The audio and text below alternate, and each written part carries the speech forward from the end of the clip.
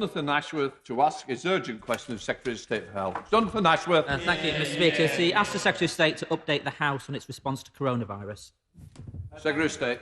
Thank you very much, Mr Speaker. Mr Speaker, coronavirus exists only to spread. And yesterday, the World Health Organization once again announced a record number of cases globally. France and Spain have both reported daily figures of over 10,000 positive cases and increasing hospitalizations. Here in the UK, we saw yesterday around 2,600 new cases, and last week, medical advisors advised R is above 1. Mr Speaker, the epidemic is growing. There are signs that the number of cases in care homes and the number of hospitalizations is starting to rise again. So last week, we acted quickly, putting in place new measures, the Rule of Six, which came into force yesterday. We do not do this lightly, but the cost of doing nothing is much greater. Mr Speaker, testing also has a vital part to play. Everyone in this House knows that we're doing more testing per head of population than almost any other major nation. And I can update the House that we have now carried out over 20 million tests for coronavirus in this country. As we expand capacity further, we're working round the clock to make sure everyone who needs a test can get a test. The vast majority of people who use our testing service get a test that is close to home. And the average distance travelled to a test site is now just 5.8 miles, down from 6.4 miles last week. But the whole House knows that there are operational challenges, and we're working hard to fix them. We've seen a sharp rise in people coming forward for a test, including those who are not eligible. And Mr Speaker, throughout this pandemic, we have prioritised testing according to need. Over the summer, when demand was low, we were able to meet all requirements for testing, whether priorities or not. But as demand has risen, so we're having to prioritise once again. And I do not shirk from decisions about prioritisation. They're not always comfortable, but they are important. The top priority is and always has been acute clinical care. The next priority is social care, where we're now sending over 100,000 tests a day, because we've all seen the risks this virus poses in care homes. We'll set out in full an updated prioritisation, and I do not rule out further steps to make sure our tests are used according to those priorities. It is a choice that we must make. Finally, Mr Speaker, to defeat this virus in the long term needs effective vaccines and treatments. I'm delighted to say that over the weekend, the trial of the Oxford vaccine restarted, and I can tell the House that we will now be trialling a promising new antibody treatment on coronavirus patients in the UK. Mr Speaker, the challenges are serious. We must work to overcome, optimistic in the face even of these huge challenges, to keep this deadly virus under control. Shadow Secretary of State Jonathan Ashworth. I'm grateful for advance sight of his answer. That was decent of the Secretary of State. But yesterday, LBC revealed there were no tests available in COVID hotspots, including Rochdale, Pendle and Bradford. Over the weekend in Bolton, where infections are highest in the country, a mobile testing centre failed to turn up. Meanwhile, in Bury, hundreds queued for 5 hours for a test. In Walsall, a father with his sick child travelled 76 miles to an appointment in Wales, only to find on arrival that tests had run out. Increasing numbers of teachers and pupils are not in school. In hospitals, operations are cancelled while NHS staff are stuck in limbo waiting for tests. And he blames increased demand. But when tracing consistently fails to reach 80% of contacts, when less than 20% of those with symptoms self-isolate properly and there is a lack of financial security, infections rise. When schools reopen and people return to workplaces and social distancing becomes harder, infections rise. So extra demand on the system was inevitable.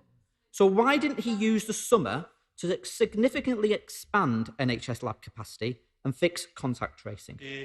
And just as demand is increasing, the ability to process tests is diminishing. Postgrad students working in the Lighthouse labs are returning to university. So why did he not plan for these inevitable staff shortages in the Lighthouse labs? These commercial Pillar 2 labs, the Sunday Times revealed at the weekend, have a huge backlog of 185,000 tests.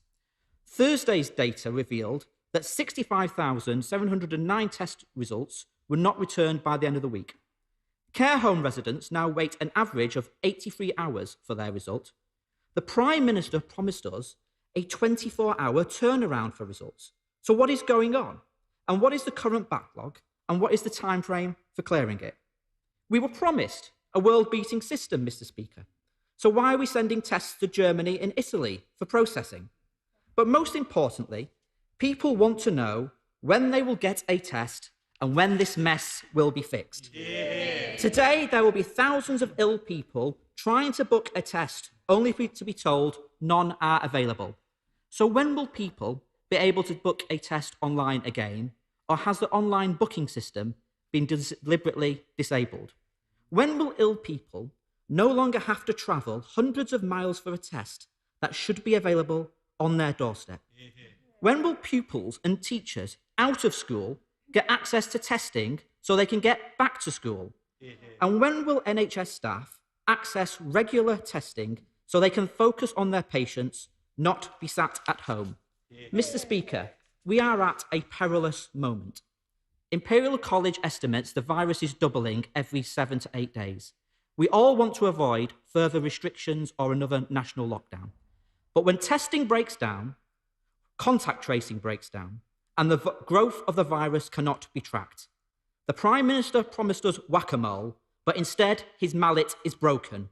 The Secretary of State is losing control of this virus. He needs to fix testing now. Yeah. Secretary of State. Well, Mr. Speaker, the good news in responding to that is that capacity for testing is at a record high, and he raised the issue about testing in the top 10 local authorities. Well, I've got the figures here, Mr. Speaker.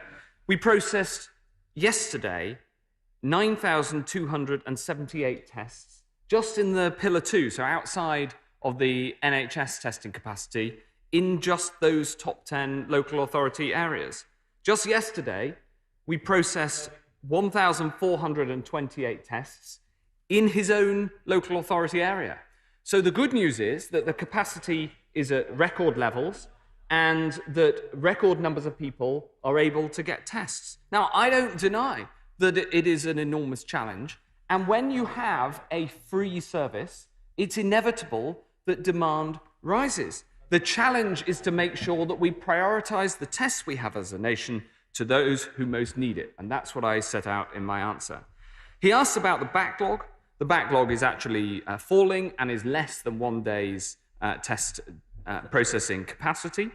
And he also asked about being able to have testing capacity so that we can re-enable the economy and we can get things going. And as he well knows, there is a huge effort to expand using the next generation of technologies, the tests that we need to deliver to reopen the parts of the economy. And we will deliver on that. So we'll deliver on the challenges of today. I don't deny those challenges, but what I do is face the facts to deliver on those challenges rather than simply complaining. And what he should do is welcome the record capacity and the contact tracing that is playing its part in responding to this virus.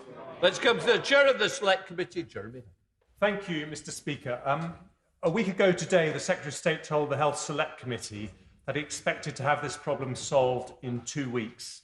Since then, in my constituency, I have had 2 Farnham residents sent to Bristol for their tests, a councillor sent to the Isle of Wight for her test, and a teacher who tested positive who had to wait a week for her results. So is the Secretary of State, given the efforts that his department is making, still confident that in a week's time we will have this problem solved? Well, I think that we will be able to solve this problem in a matter of weeks. And in his own constituency yesterday, 194 people got their tests. So we are managing to deliver record capacity. But as he well knows, demand is also high. And the response to that is to make sure we have prioritisation so the people who most need it can get the tests that they need. Let's head up to Central Ayrshire with Dr. Philippa Whitford, the SNP spokesperson. Dr. Whitford. Thank you very much, Mr. Speaker.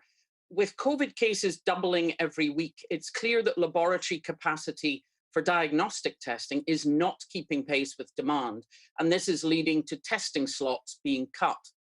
For example, only 70 COVID cases were reported for Scotland, yet 267 were reported today, many from tests carried out over the weekend. With a reported backlog of 185,000 tests, is he not concerned that results will not be received quickly enough to allow timely contact tracing, and that the delay in data means new outbreaks won't be identified until they're out of control? Last week, the Secretary of State appeared to accept that additional NHS funding could allow hospital laboratories across the UK to rapidly increase their testing capacity. So can he confirm if he plans such an approach and on what timescale? Yes, I think that it is important that we expand the NHS labs and that we work across the whole of the UK to get the testing capacity that's needed. For instance, in Scotland, when there was a surge in demand for tests last month, we diverted more of the UK capacity to support people in Scotland, and we currently deliver more tests per head of population in Scotland than in the UK as a whole. So I think to the tone of the Honourable Lady's question, absolutely it's necessary to work together across party lines between the Scottish devolved government and the UK government to make sure that we get the support to the people of Scotland as to every other part of this country. Thank you very much, Mr. Speaker. Can I ask the Secretary of State about the rule of six? Many of my constituents are struggling to understand why they can play five-a-side football, but two connected families of five each cannot meet. Can I ask the Secretary of State whether he will look at flexibility when local rates permit, and also excluding under 12s? Christmas is just round the corner. I know he has to think of the health of the nation, but I really would urge some flexibility on the part of the government. Well, of course, I do worry first and foremost of the health of the nation, and we need a rule that is super simple. Children do transmit this virus, and we've made the decision to keep the rule very simple and as simple as possible, considering all of those risks. So I understand where my honourable friend's coming from, and what I would say to him is that we do take an approach that's different in different areas according to the extent of cases locally, and that's a very important part of one of the tools in our armoury. Thank you, Mr. Speaker. Like many others, I've been inundated with emails from doctors, teachers, parents, unable to access the tests they desperately need. However, a number of them have also been advised that if they put an Aberdeen postcode into the system, they can get a test in Twickenham, and they have succeeded. So could the Secretary of State please tell me how on earth a world-beating test and trace system is functioning in this way? What is he doing to fix it? And in the meantime, does he recommend that I tell those constituents who desperately need a test to game the system in this way? No, Mr. Speaker. In fact, it's incumbent on all of us to take a responsible approach and tell our constituents that tests are available in large numbers, that the average distance travelled is 5.8 miles, and that people should take this seriously and not game the system. Mr. Speaker, I'm very grateful to the government for all that it's doing to fight COVID-19 and to keep the population safe. Could I please ask my right honourable friend if there is a formal trigger for easing the rule of six and measures like it? Well, Mr. Speaker, my honourable friend makes an important point, and it comes to the previous point made about Christmas, because of course we'll keep the rule of six in place only as long as it is absolutely necessary for health reasons. And the vaccines and treatments that I spoke about, the mass testing regime, all of these are important to try to find a way through this virus with the minimal impact on the economy and education, of course, and people's social lives. There isn't a formal rate at which we'll make that review. We keep everything under control, and we constantly will no doubt debate it in this House in order to come to the right decision. Thank you, Mr. Speaker. Mr. Speaker, the Secretary of State is in danger of believing the figures, the global figures, without actually looking at the reality on the ground. Over the weekend, in my borough, which has been working hard with the government on an outbreak which we are working hard to keep down, we have 2 walk-in test centres. They've been advertised as such to reach the digitally divided and make sure that people can get the tests quickly. Over the weekend, staff from Deloitte's, a private company running this public service, told people they could no longer walk in. This was not communicated to the local authority, which was still being advertised as a walk-in, and over 90 people were turned away from 1 test centre alone. This is a fiasco that is of the government's making, and he could intervene now to make sure that at the very least there is communication. And I hope he will release the correspondence between Deloitte's and the Department for Health and Social Care so we can see exactly what's happened. Well, I'll happily look at that individual case. Of course, there are many hundreds of tests being done in her constituency, as well as across London. I can look at the individual point and make sure that the communications occur as necessary. We have 8 withdrawn, so we come to Sarah Owen. Sarah Owen. Speaker, we've heard case after case of failure when it comes to testing. I've heard from parents, teachers, a vicar in Luton North, all saying there are no walk-in tests, no drive-through tests, no home kits available when they need it. The Secretary of State talks about capacity, but what we need to see is access to testing. Capacity is nothing without access to testing. When will people with symptoms expect to get tests when they need it, where they need it? Well, the vast majority of people do, and in Luton yesterday, 484 people got tests. So I agree, actually, with the previous speaker on the other side. We should follow the data. Mary Robinson. Thank you, Mr. Speaker, and I congratulate the government on their efforts in increasing testing capacity and working with local authorities to do so.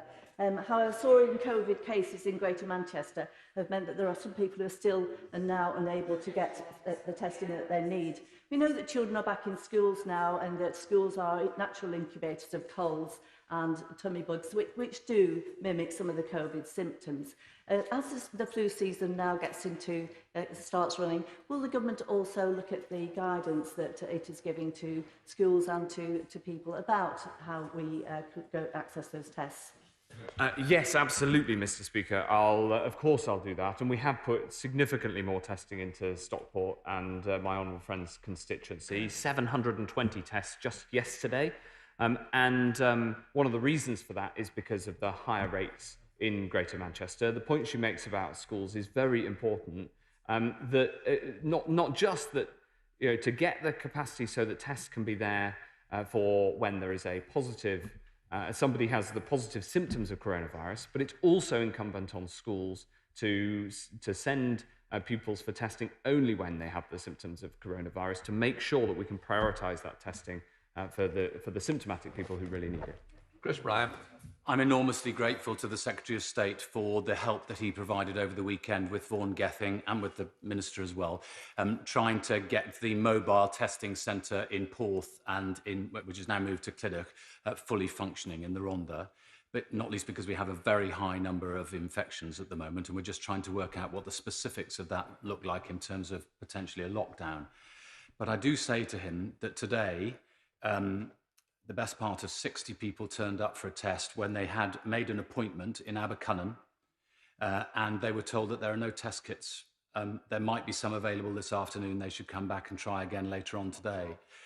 Still, people are being told to go to Aberdeen. I don't know whether it's just the alphabet. People think that Aberdeen is near Abercunnan, but it's a very long way away. And I would gently say to the Secretary of State, I know he knows there's a real problem here. Trying to rebut every argument with, honestly, we've got more people doing more stuff and people need to get with the programme and all of that. It just doesn't wash with the public. And there's a real danger that if he does too much of that, people will just say, well, we can't trust you anymore. Well, what I'd say to the honourable gentleman is that he's right. We worked hard over the weekend, and we're speaking over the weekend to ensure that we got those mobile testing units into the Rhondda.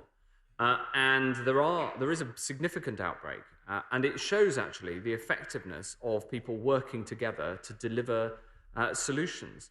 And I absolutely acknowledge the challenge. I do, but I also urge everybody to ensure that the message gets through both to the people in the Rhondda and across the country that tests are available. And that's why I use these figures to demonstrate that hundreds of people in every constituency are getting tests, because I want people across the country not only to know that we understand that there's challenges and are working incredibly hard to fix them, but also to know that tests are available. Caroline. Thank you, Mr. Speaker. My disabled constituent Ian Kenny has been trying since the 8th of September to get a home test.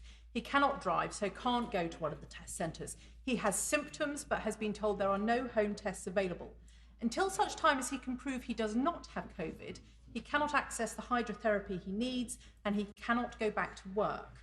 What reassurance can my right honourable friend give Dr. Kenny that he will be able to get a test? And he speaks today of prioritisation and difficult choices, but disabled people living in their own homes must be a priority and must not be forgotten. Absolutely, and listening to the case, I'll of course be happy to look into it in detail, but a case like that where there is a clinical need, those cases should be at the top of the prioritisation. And as we've set out in the past the prioritisation, we'll continue to update that to make sure that it matches the latest science. But she's absolutely got a point, and I'll make sure that that is looked into in great detail. Jim Sharp. Thank you, Mr. Speaker. The Minister, Secretary of State, is certainly a very busy person. Will the Secretary of State outline what steps have been taken in cooperation with the Department of Education to see school classes that have a positive case in their bubble are returned to school as a matter of urgency? The reason why I bring this to the Minister's attention is quite simply, one child in the household has a classmate who's at COVID-19.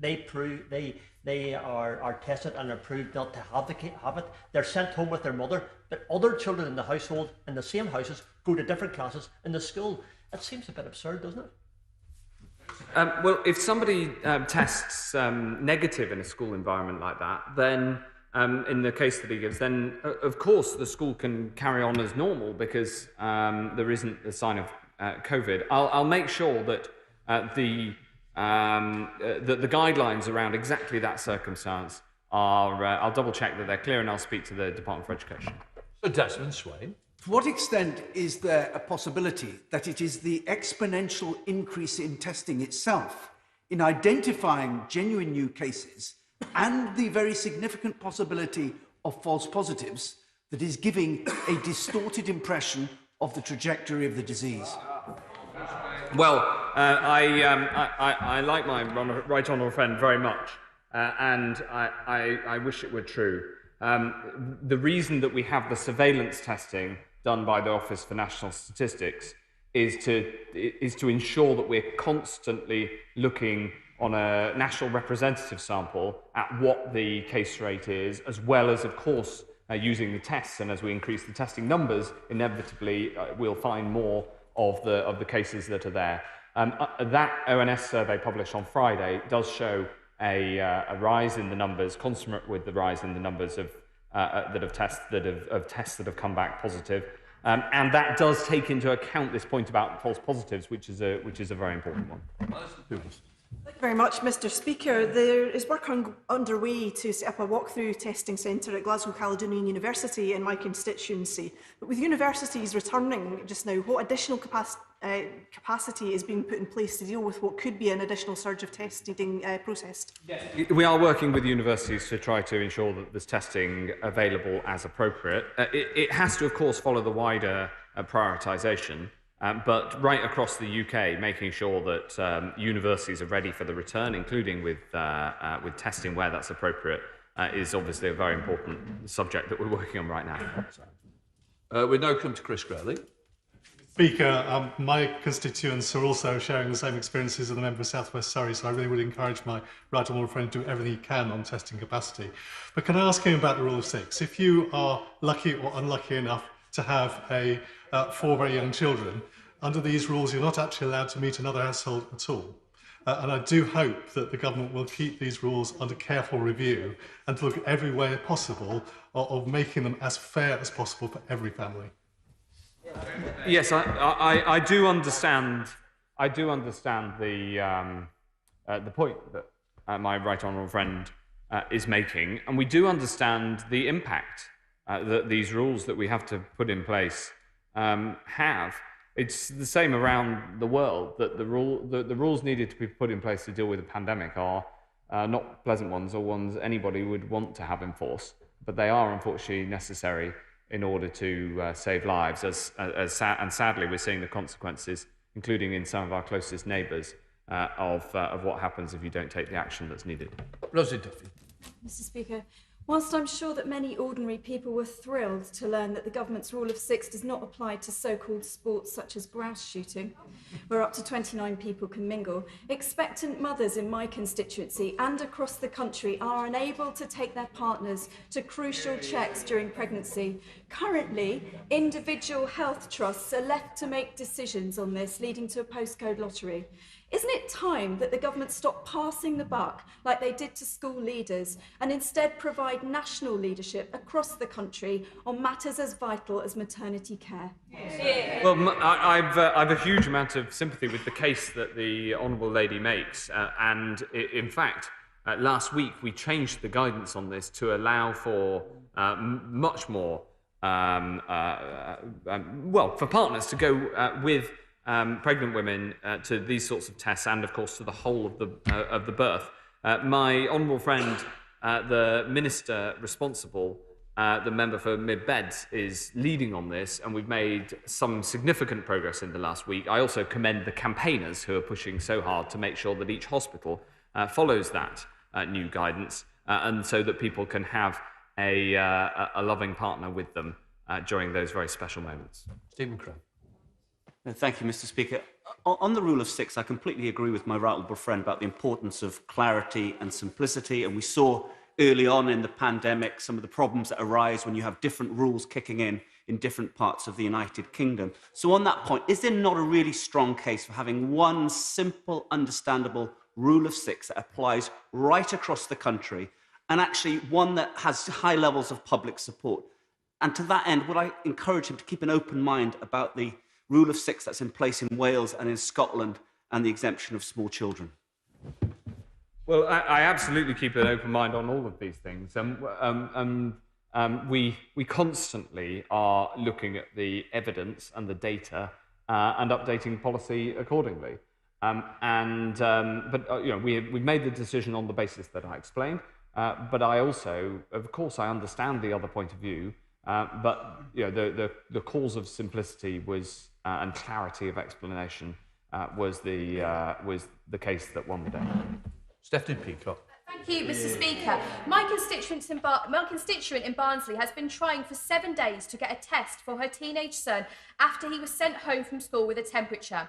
She's been offered a test in Bolton, Edgbaston, Oldham, and nearly 400 miles away in Inverness. When will the Secretary of State stop denying there is a problem, apologise to my constituent, and sort out access to testing once and for all? Mr. Speaker, if the Honourable Lady gets in contact with me with that individual case, there were 686 people in Barnsley who got tests yesterday, and I'm sure that we can ensure that her constituent gets that test. James Wyle. Mr. Speaker, as demand for testing increases, some of my constituents are struggling to get slots, having to travel significant distances or even being turned away from mobile test centres. So can my right honourable friend confirm whether the government's plans to increase capacity are aiming for 10 million tests a day, or the 2 to 3 million that Sir John Bell talked about this morning? And as part of that very welcome boost, will you look carefully at my request for a public testing site in King's Lynn? I'll absolutely look at his requests in King's Lynn. Thankfully, after an outbreak a couple of weeks ago, the numbers of positive test results in Norfolk have come right down. I commend the work of Norfolk County Council and my honourable friend and colleagues across Norfolk who've done so much work to ensure that the public messages get through. On the question, Mr. Speaker, of the moonshot, we haven't had any plans for 10 million tests a day. But we do have a goal to get to the millions of tests a day when we can. It's dependent on new technology. So that's what we need to drive forward. And it is absolutely vital for this for this country, for the resolution of exactly the problems that we're talking about today, but also to then expand testing availability more widely, that we really embrace those new technologies. Van der Mishra. Thank you, Mr. Speaker. Yesterday, I was contacted by an NHS nurse who had spent the weekend trying to get a test for a symptomatic 7-year-old, unsuccessfully. On Friday, I visited the new Brinnington Test Centre in my constituency. It was very quiet, yet seems to have been unable to offer a test to a nurse whom it seems will now need to take time off work. Mr. Speaker, is this what world beating looks like? What's going on? Well, again, Mr. Speaker, I'm very happy to try to solve the individual issue around the nurse, not least because the figures that I read out for Stockport don't include the NHS capacity, which is there for NHS staff to resolve exactly the sort of issue that he talks about. We now come to Paul Brister. Cancer Research UK estimate that the backlog of people waiting for a screening due to COVID-19 might be as much as 3 million people. Will the Minister give an update on the work he is doing to ensure that all areas of the NHS are able to carry out screening programmes and the work he's doing to reassure people that it's safe to attend these screening tests? Yes, this is an incredibly important subject to make sure that we get the screening available. And in fact, it ties into the questions on testing, because prioritising testing for those who are about to have NHS procedures, whether that's diagnostic like screening or whether it's an operation of some sort, that prioritisation is so important, for instance, to make sure that we tackle the backlog in cancer cases that inevitably built up. Now, that we are tackling that backlog. It's down by about half, and I'm very happy to work with my honourable friend and all others in this House to make sure that people get the early diagnosis of cancer, which can so often be life-saving. We're now heading to Scotland with Dr. Lisa Cameron. Dr. Lisa Cameron. Many thanks, Mr. Speaker. The Secretary of State will be aware of a recent survey that found 1/3 of children feel more anxious, sad and stressed now than before lockdown. The charity Action for Children has therefore asked the government to prioritise children's mental health in COVID-19 recovery, planning and provide adequate funding to meet this demand. So could he tell the House exactly what he's done about that and when we can expect him to announce a COVID recovery mental health strategy? Thank you, Mr. Speaker. This is an incredibly important subject, and I commend the Honourable Lady for raising it and for her work on it. As with so many across the House, we are putting more funding into mental health and paediatric mental health in particular to make sure that we tackle this, the inevitable consequences of the pandemic. Christian Wakeford. Thank you, Mr. Speaker. Hands, face, space has been the public safety message for weeks now. However, I feel the public are not as safe as we could be. What thought is my right honourable friend given to ensure that face masks and hand sanitizer offer the fullest of protection by regulating the need to meet set safety criteria, whether that be the BSI standard or the WHO formula for hand sanitizer, to make sure that we are all as safe as possible using these mitigating factors? Well, thank you, Mr. Speaker. We do have a standard for clinical masks, but for the widespread use of face coverings, we actually don't set a standard because the evidence is that for the general public, using a face covering can make such a big difference without drawing on the supply of PPE, of clinical masks. When it comes to hand sanitizer, there are standards actually set by the European Union that defines what you can put into a hand sanitizer. But I'm very happy to work with my honourable friend on the details and if that needs to be strengthened. Rupert Hull. A world-beating app that's nowhere to be seen, national R rate rocketing, and local testing all but impossible. In Ealing, you'd be lucky to get Aberdeen. All bode ill for the start of the educational year. Can he, with press reports swelling around that there are hundreds of school outbreaks so soon in, tell us exactly how many of those there are? Can he up the number of kits they're supplied from 10 apiece? And can he ensure that as universities go back, meaning that people are moving around the country with different bits of infection rates, ensure that everyone on campus gets to test, symptoms or not? Because we can't let education be the next care homes crisis. Well, thank you, Mr. Speaker. The Honourable Lady raises important points. It is important that within her constituency, within Ealing, there were 462 people yesterday who got a test. So tests are available widely in Ealing. The other issues she raises around making sure that we have access to testing in schools and in universities is important within the prioritisation. And as she knows, we've sent tests to every school for use in exceptional circumstances when they need them. It's very important those tests are used when people are symptomatic rather than asymptomatic. Anderson. Thank you, Mr. Speaker. Last week, a mobile COVID testing centre set up in Ashfield, which helped hundreds of my constituents get a test. But there were several constituents over the weekend who said they struggled to book online due to the demand. Could my right honourable friend please advise the people of Ashfield what more can be done to ensure everyone in my constituency who needs a test gets a test?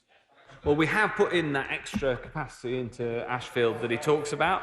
And I'm delighted that the number of people in Ashfield that are getting a test, therefore, has increased. And we've got to make sure that we get to the position where everybody who needs a test can get a test, making sure that we follow the prioritisation. I look forward to working with my honourable friend to fix the problem in Ashfield and across the country. Charlotte Nettles.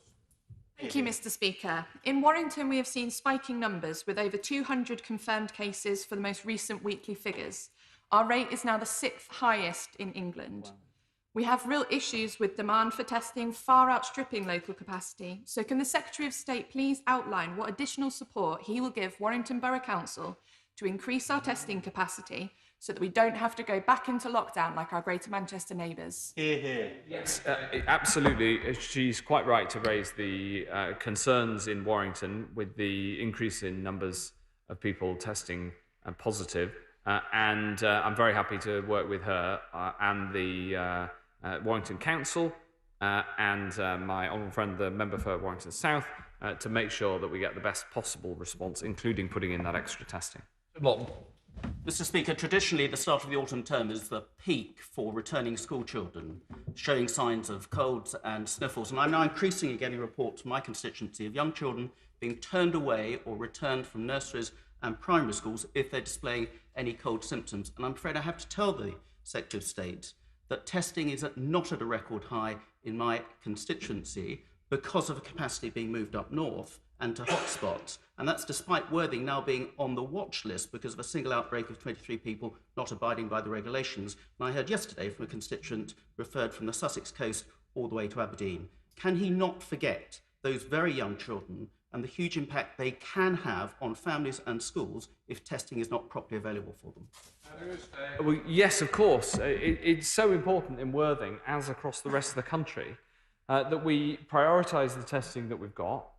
He's quite right that when schools go back, children often do get a cold, get non-coronavirus, a normal illness, if you like, a normal cold. And there's that is obviously contributing to the increase in demand, as well as people who are not eligible coming forward. That's one of the reasons we've been building capacity all throughout the summer. And I look forward to working with my honourable friend to make sure we solve the problems in Worthing. Let's head to Manchester, to Denton Reddish with Andrew Gwynn. Andrew Gwynn.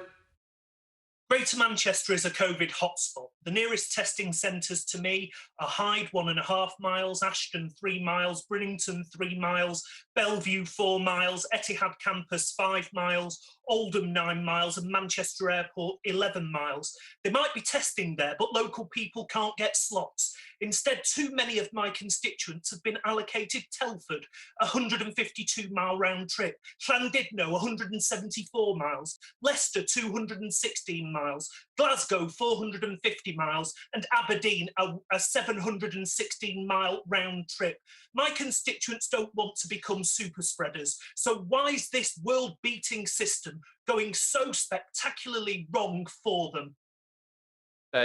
Thank you very much, Mr. Speaker. Well, we have put, as he says, as he outlined in his questions, an enormous amount of testing into Manchester.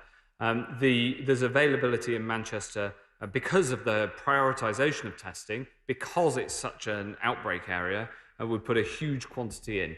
Of course, as I've said repeatedly, there are operational challenges, but thousands of people every day are being tested in Manchester in order to get a grip of the outbreak there. Andrew Mitchell. Mr. Speaker, my right honourable friend has my sympathy and support as he discharges his duties. He's well aware of the position across the West Midlands, and in particular in the royal town of Sutton Coldfield, where we do have testing difficulties. I'm very concerned to hear today that Leyhill Surgery has no less than 4 GPs who are having to self-isolate and cannot get a test. Can I make 2 points to him? First of all, can I join with those who want an exemption for informal childcare, so parents in certain circumstances can still go to work? And can I ask him to look at a system where all members of Parliament get access to regular infection rate details, both by local government wards and by postcodes? Yes, I'm very grateful for the support from my right honourable friend.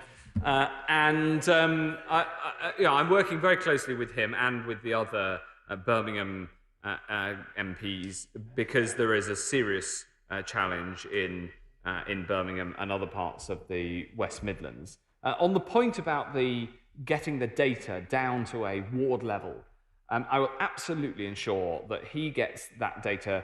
We looked at it down to a lower super output area level, and in fact we publish that data weekly. I'll ensure that it gets to him and we get the full details of exactly how many cases there are in each part of Birmingham, because I know that Sutton Coldfield is whilst it's in the Birmingham local authority area, it is a distinct geography within that area, and I recognise that. And as he knows both from our discussions and from how we've acted in other parts of the country, we will take action on a sub-local authority area where that is supported by the data. Unfortunately for now, we do have to have the local action in Sutton, but we keep that constantly under review.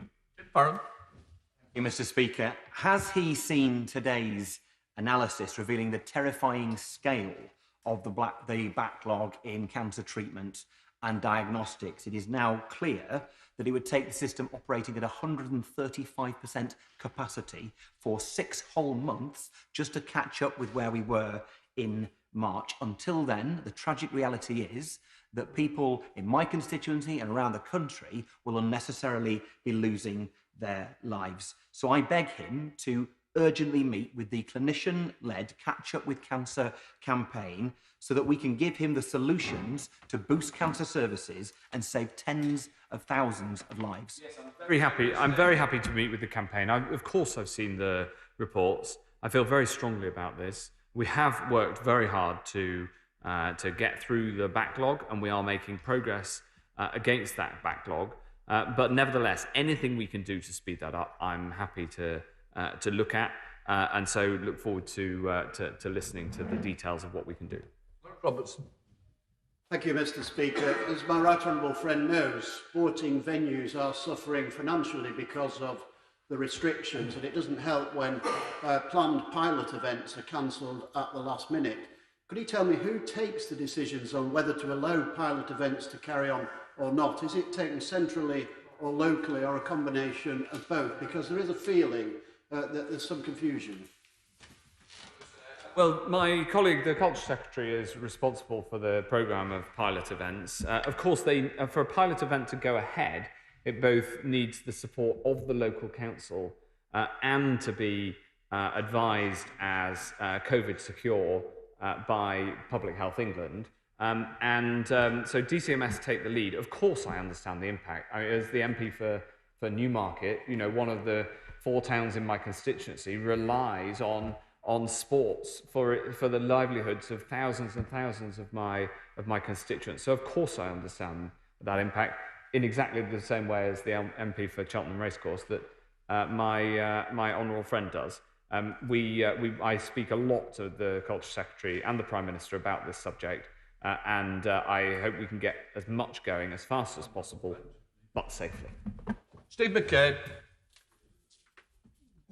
Mr. Speaker, I understand it isn't dead easy, but rather than come here and give us big numbers about the number of tests completed or the average journey travelled, Why doesn't the Secretary of State listen to what people on all sides of this House are telling him today? Why doesn't he try to understand what it's like to be a parent in Special Measures Birmingham who's directed to Oldham for a test when there's a walk-in centre 2 miles down the road virtually empty? Will he just recognise that there is a problem, and will he tell us what he's going to try and do to put it right? Yes, Mr. Speaker, I absolutely recognise that there are challenges here, and I set them out in my initial answer and repeatedly.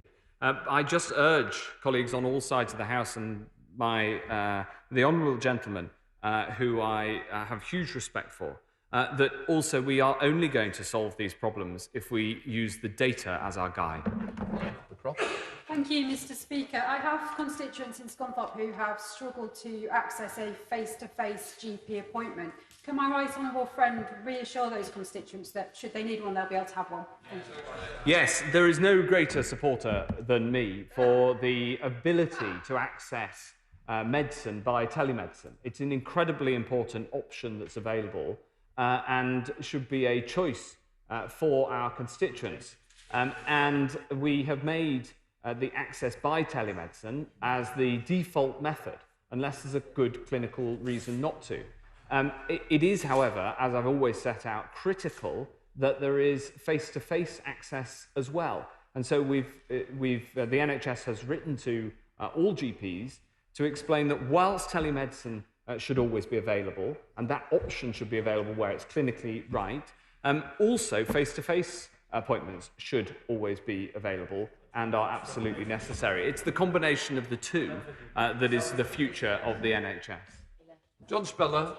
Thank you, Mr. Speaker. People in Sandwell and Birmingham certainly want to know why their whole boroughs are being suddenly locked down and not just the currently affected areas within them.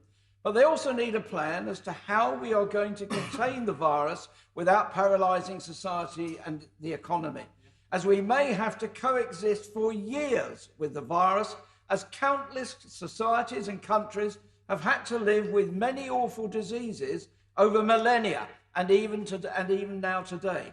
So when are we going to transit from reactive risk avoidance to prudent risk management? We absolutely need to control this virus. I very much hope that we will have very significant progress through treatments and vaccines within the sorts of times I've set out before. Definitely definitely not a millennium. I think, Mr. Speaker, we will make significant progress in the coming months. However, in that time, we do have to control the virus. We took the action in Sandwell, having looked carefully at the data, working with his local authority, and we looked carefully at whether we should only put some parts of Sandwell in particular. Earlier on, the Smethwick area was much more significantly affected. However, it was clear that the virus was spreading throughout Sandwell, and so we took the decision, working with the local authority, to take local action across the whole district. So that is the sort of action that we have to take. The strategy that I've set out many times at this dispatch box, Mr. Speaker, is that social distancing is the first line of defence, the rule of 6, hands, face and space. The next line of defence is testing and tracing. That's why it's so important that we have record capacity in testing, and obviously we're trying to boost it further. And the next line of defence is local action, and we do take that local action where it's necessary, even though it's uncomfortable to do so. Richard Holden. Mr. Speaker, can I thank the Secretary of State for his visit to Shotley Bridge in my constituency yesterday. I look forward to him on working on the campaign for a new community hospital in the coming months. Can I also welcome the massive increase in testing, including the mobile testing unit, which has been in concert AFC over the last few days. But one of the things we are seeing across the North East more broadly is an uptick in the virus. I know the Secretary of State has now had meetings with various North East councils on this, and can I encourage him to give powers to the local authorities that they need to enable targeted local action in the North East if necessary?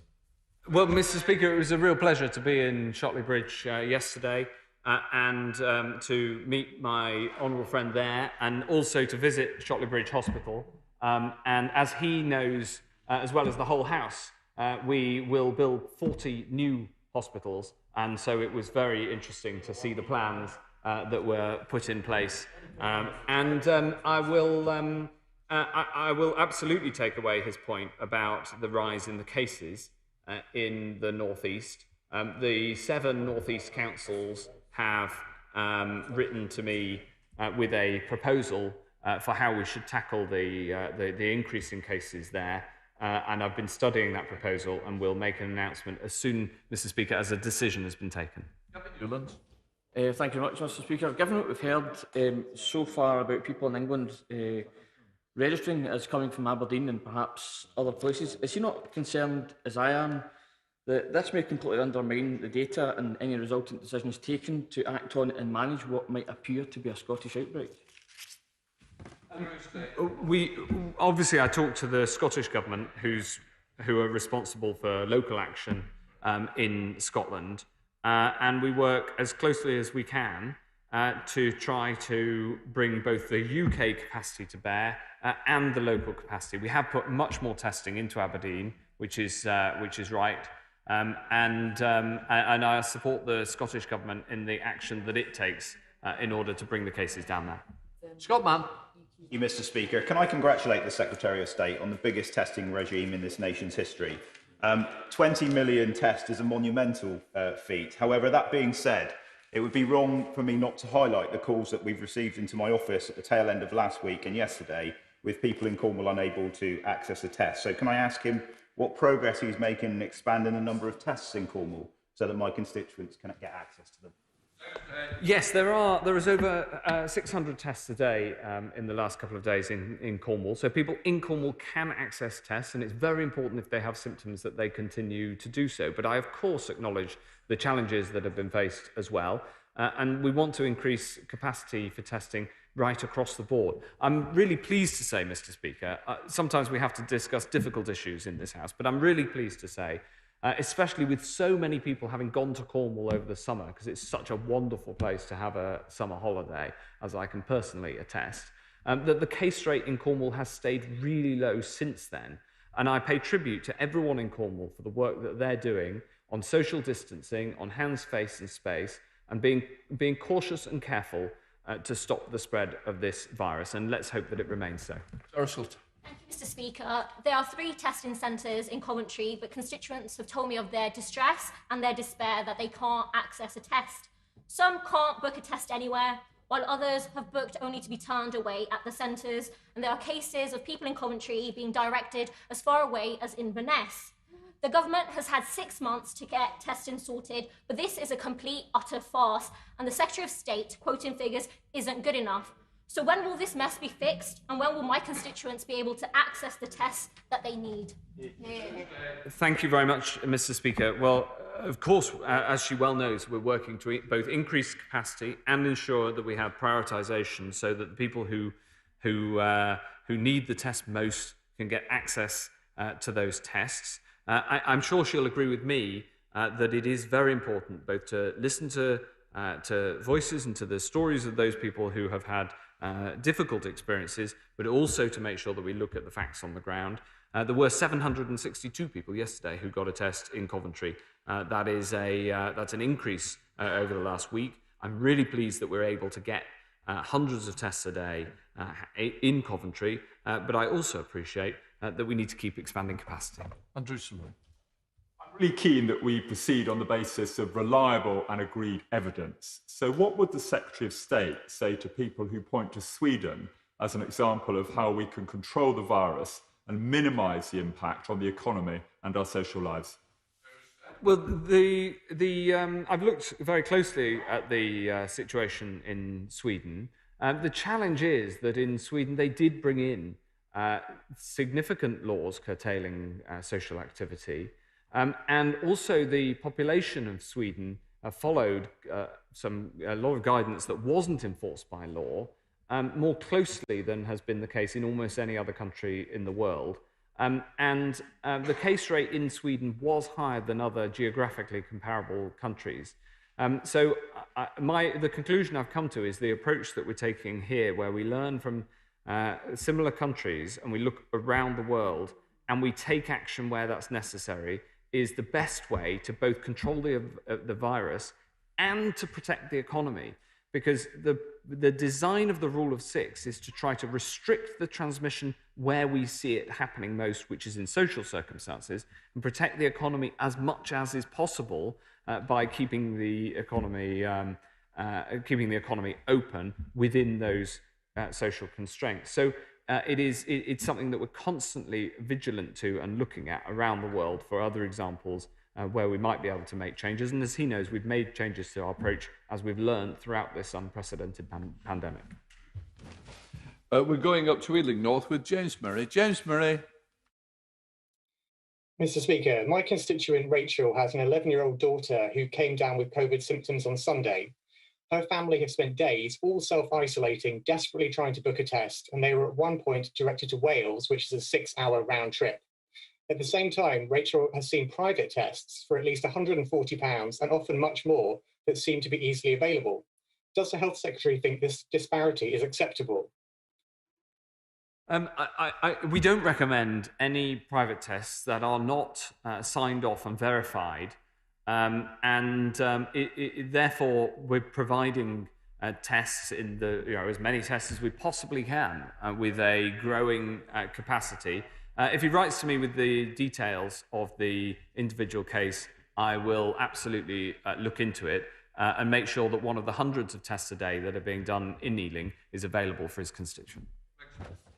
Thank you, Mr. Speaker. Having raised the issue of testing capacity in Buckinghamshire last week, I'm enormously grateful to my right honourable friend for the supply of 2 mobile testing units in the town of Buckingham and neighbouring Aylesbury this week. But like many honourable and right honourable members, I also continue to receive a lot of emails every day from constituents unable to access testing. So can my right honourable friend update the House on progress for a permanent uplift in that capacity for Buckinghamshire residents? Yes, of course. So he's right to raise the issue. We have put more testing into Buckingham. There are hundreds of tests available across Buckinghamshire for his constituents and others. And we are working hard to ensure that the overall capacity is increased as well, because in this debate where our constituents understandably want to get access to a test whenever they want one, I understand that yearning. We have to prioritise and put, as I said in my opening answer, we have to put NHS needs and social care needs at the top of the list. And I make no bones about that prioritisation. But we also, at the same time, need to get the overall capacity up, which is what we're working incredibly hard to do. Thomas. Thank you, Mr. Speaker. Like elsewhere, the numbers with COVID in Harrow are on the rise. And whilst there are tests available for key workers, I'm told that parents and their children cannot get a COVID test for, quote, love nor money in Harrow or indeed near Harrow. I say gently to the Secretary of State, that doesn't feel like a world-leading test and trace system yet at the moment. And so would he take a specific look at Harrow and the circumstances there in terms of testing, and in particular, why the nearby test centre at Heathrow is so unused at the moment? Well, the honourable gentleman makes an important case for Harrow, and I'm very happy to take a look at Harrow specifically. The capacity constraint that there is in the labs rather than the centres. We have the centres available to be able to process a huge amount of tests. We have the record capacity in the labs, but it is in the labs that the constraint is. Now we're bringing in more machines. We've got more being installed all of the time. That's why the capacity is constantly going up. But nevertheless, clearly we need to keep driving at that because the demand is going up as well. Jeremy. Thank you, Mr. Speaker. We need to use every tool at our disposal to stop the spread of coronavirus. And I welcome the news that the NHS Contact Trace app will be available by the end of the month. And I welcome the news that it's available throughout England and Wales. Will my right honourable friend join me in urging businesses in Bridgend to get prepared with the NHS QR code scan poster? The NHS COVID-19 app, which will be available this month, has one of its features as making sure that you can go through the you can go to the pub, you go to a restaurant, you go to a hospitality venue, and you can scan the QR code quickly, and that means your contact details are then safely collected in case they are needed for contact tracing purposes. And we're making that scheme mandatory. It's been very successful voluntarily, and we're going to roll it out mandatorily. And so therefore I'd urge businesses, hospitality businesses, in Bridgend and right across England and Wales to download a QR code for themselves, to put it somewhere where it's very easy to use and obvious, so that all of us, when we go to the pub in Bridgend or anywhere else, can very easily scan in, and then if there is an outbreak, we can contact trace that outbreak and we can keep the virus under control. Debbie Abrahams. Thank you so much, Mr. Speaker. I don't underestimate the challenges that the Health Secretary has faced over the last few months. But 6 months on, after many, many warnings of what would happen and the likelihood of a second wave, without a fully operational test, track and isolate system in place before lifting the lockdown, unfortunately the government is still not getting the basics right. And that's happening in my own constituency. In Oldham, we didn't have a mobile testing unit turn up. We're still not getting the data that we need to trace COVID positive cases. So, as for starters, will the Secretary of State sort out the private contractors for the national test and tracing system? Make sure directors of public health are getting timely, high quality data of COVID cases, including occupational and workplace details, and fundamentally, make sure our local authorities have the resources they need to trace all contacts and ensure restrictions are understood and observed. Thank you so much. Yes, the answer is yes. In Oldham in particular, where there's been a really very serious outbreak, making sure that we have that connection between the national system and the data flowing through to local contact tracers is incredibly important. And we're working on some innovative solutions that have been proposed by the local authority and others in Manchester to enhance that system as much as we possibly can to keep control of the virus. Steve Bryant. Lots of my constituents in Winchester have had tests, and the government deserves credit for that, because we as a country started from a position where we just did not have a system. And the Health Secretary had to create it from scratch, and he's had great help in that from the private sector, which we certainly shouldn't be denigrating. We should be thanking, and we should be expanding the help. I wonder whether, with the operational challenges the Secretary of State talked about, whether GP surgeries, even our wonderful community pharmacists, could be part of the solution in the front door testing. And I wonder, what is the cross-government superhuman effort part 2? AstraZeneca were very helpful in part 1. What is the superhuman effort that's going on to increase this lab capacity, which seems to be the challenge, as outlined by my right honourable friend today? Yes, well, we are increasing that capacity, and we're bringing new technologies to bear in those labs to expand that capacity. But my honourable friend is a great expert in this, Mr. Speaker, and has a really important point, which is that whilst the current technology works best in labs, and you have to send the swab off to the lab and get the result back, and there's a huge amount of logistics around that, getting to the technologies that can be there in a pharmacy, in a GP service, and you can get the test result back straight away. That technology, when it comes on stream, and I'm optimistic about it, I'm optimistic about a lot of things, Mr. Speaker. I don't think I could do this job at the moment without being. That will give us a chance to really get the testing right out into the community at every level. And then the sorts of challenges that we have, that I know you have in Chorley, Mr. Speaker, and you brought to my attention quite rightly in your role as a local MP, as we all are, so that we can tackle those problems not by having a big national system, but by having the solutions deeply embedded in the community. And when we have the technology to do that, then we'll be in a stronger place, and we're putting every possible effort and support behind people to try to make that happen. Please, you bring me back into it. Just to say, we've still got the lab at Chorley Hospital you can use if you get onto them. West Streeting. Thank you, Mr. Speaker. We've had a real spike in cases in Redbridge. And yet, in recent days, the Mildmay Road Walk-in Centre closed for walk-in appointments without notifying the council or either of Ilford's MPs. People have been struggling to get access to tests. I've got a local secondary school that says it will close within 2 weeks unless staff can get access to tests. And the local walk-in centre won't even share testing data, which the Secretary of State says is so important, with public health at the local council. It's an utter shambles. Can the Secretary of State give us some reassurance he'll help us get a grip in Redbridge, but also recognise from the voices we've heard across the chamber today, these aren't just problems in Ilford, they're problems right across the country. And the only way in which this system is world-beating is through world-beating incompetence. When will he get a grip?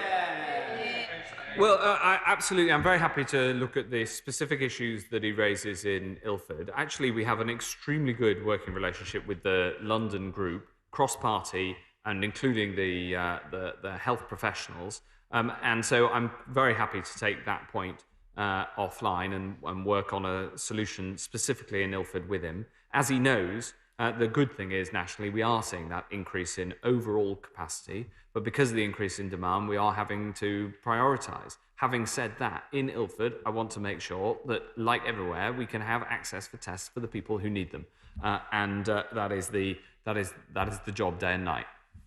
Heading up to Rutland with Alicia Kearns. Alicia Kearns. Thank you, Mr. Speaker.